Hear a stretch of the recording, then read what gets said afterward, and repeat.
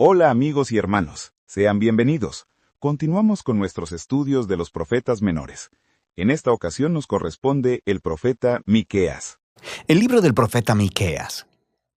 Miqueas vivió en una pequeña ciudad llamada Moreset, en el reino del sur, Judá, aproximadamente en la misma época que Isaías. Los reinos del norte y el sur de Israel se habían dividido hace mucho tiempo y ambos habían estado violando su pacto con el Dios de Israel. Así que Miqueas advirtió que Dios traería al gran y malvado imperio asirio para derribar el reino del norte y devastar a Jerusalén. Y también advirtió que después de ellos, Babilonia traería una destrucción aún mayor. Como todos los profetas, Miqueas habló de parte de Dios para acusar a Israel, o como él dice en el capítulo 3, estoy lleno de poder, lleno del Espíritu del Señor, y lleno de justicia y de fuerza para declarar cómo Israel se ha rebelado. Así que la mayor parte de este libro explora las acusaciones de Miqueas y sus advertencias del juicio de Dios sobre Israel. Pero Miqueas también tenía un mensaje de esperanza que contrarrestaba estas advertencias, concerniente a la restauración que Dios traería después de su juicio. Y si profundizas en este libro con nosotros, verás cómo funciona esto. Las primeras dos secciones del libro desarrollan las acusaciones y advertencias de Miqueas contra Israel y contra sus líderes. La primera parte inicia con una descripción poética de Dios apareciendo sobre Israel, justo como lo hizo en el monte Sinaí. Aquí tenemos fuego, humo y terremoto. Pero esta vez Él no ha venido a hacer un pacto. Él ha venido a traer su juicio sobre Israel por más de 500 años de rebelión. Miqueas continúa nombrando todas estas ciudades y pueblos de Israel que son culpables de toda esta rebelión. Dios viene por ellos, pero ¿por qué exactamente? Así que Miqueas inicia un pleito con los líderes de Israel. Él dice que ellos se han vuelto ricos a través del robo y la codicia. Él alude a la historia de Acab robándose los viñedos de Nabot en Primera de Reyes capítulo 21. Pero también es porque los profetas de Israel son corruptos. Estaban bastante felices ofreciendo promesas de protección de Dios para cualquiera que pudiera pagarlas. No, dice Miqueas, Dios ha quitado su protección de Israel. En la segunda sección de las acusaciones, Miqueas describe todavía más cómo los líderes de Israel y los profetas juntos han cometido grandes injusticias. Gobiernan la tierra a través del soborno y tuercen la justicia para favorecer a los ricos. Y los pobres son privados de sus tierras, su seguridad y su esperanza. Y todo esto es una violación de las leyes de la Torá, la cual declaraba ilegal vender la tierra que le pertenecía a las familias, incluso si eran pobres. Y descubrimos que el juicio de Dios vendrá en la forma de una nación opresiva que viene a destruir al reino del norte, a Jerusalén y a su templo, el cual será reducido a ruinas. Ahora bien, estas son advertencias muy duras y no son la última palabra. Cada una de estas advertencias concluye con una impactante promesa de esperanza.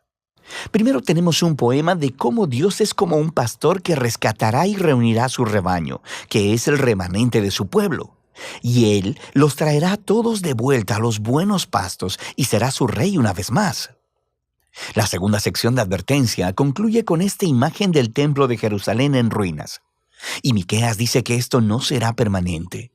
Un día Dios exaltará su templo, lo llenará de su presencia y llenará la ciudad con el remanente de su pueblo.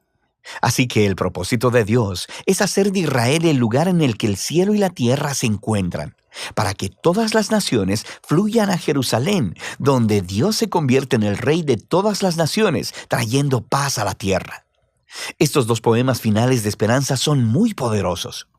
Y la siguiente sección del libro, de hecho, los desarrolla todavía más en una serie de poemas hermosamente diseñados que tratan completamente acerca de la futura esperanza de Israel y de las naciones.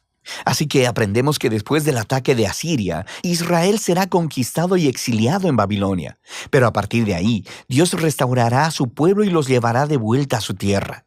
Y luego aprendemos que en la Nueva Jerusalén vendrá un nuevo rey mesiánico del linaje de David. Nacerá en Belén y gobernará en Jerusalén sobre el pueblo de Dios restaurado. Finalmente, en este reino mesiánico, el remanente fiel del pueblo de Dios se convertirá en una bendición entre las naciones. Pero al mismo tiempo, Dios traerá su justicia final y quitará la maldad de su mundo. La sección final del libro regresa al patrón de advertencia seguido de esperanza que vimos en las primeras partes del libro. Miqueas expone una vez más las prácticas económicas injustas de los líderes de Israel y cómo éstas están destruyendo la tierra y al pueblo. Y aquí, Miqueas ofrece sus famosas palabras que resumen lo que significa que Israel siga a su Dios. Ya que se te ha declarado lo que es bueno, ya se te ha dicho lo que de ti espera el Señor. Practicar la justicia, amar la misericordia y humillarte ante tu Dios. Esto es exactamente lo que Israel no ha estado haciendo, y por eso vendrá su ruina. Sin embargo, el libro termina con otra poderosa nota de esperanza. Israel es personificado como un individuo, sentado solo, en vergüenza y derrota. Es una clara imagen de la destrucción y el exilio de Israel. Y este individuo está esperando la misericordia de Dios y le ruega a Dios que le escuche y le perdone. Pero, ¿por qué? ¿Por qué Dios escucharía y perdonaría a su pueblo incrédulo y rebelde? Bueno, el poeta ofrece dos razones. Primero, por el carácter de Dios. ¿Qué Dios hay como tú que perdona la maldad y pasa por alto el delito? Él sabe que la misericordia de Dios es más poderosa que su ira o juicio. La segunda razón son las promesas de Dios. Él dice, muestra tu fidelidad a Jacob y tu lealtad a Abraham, como desde tiempos antiguos se lo juraste a nuestros antepasados. Estas son las últimas palabras del libro. Son una alusión a las promesas del pacto de Dios con Abraham y su familia, allá en Génesis, donde establece que todas las naciones encontrarían la bendición de Dios a través de la familia de Abraham. Pero para convertirse en una bendición para las naciones, Israel debe primero ser fiel a su Dios.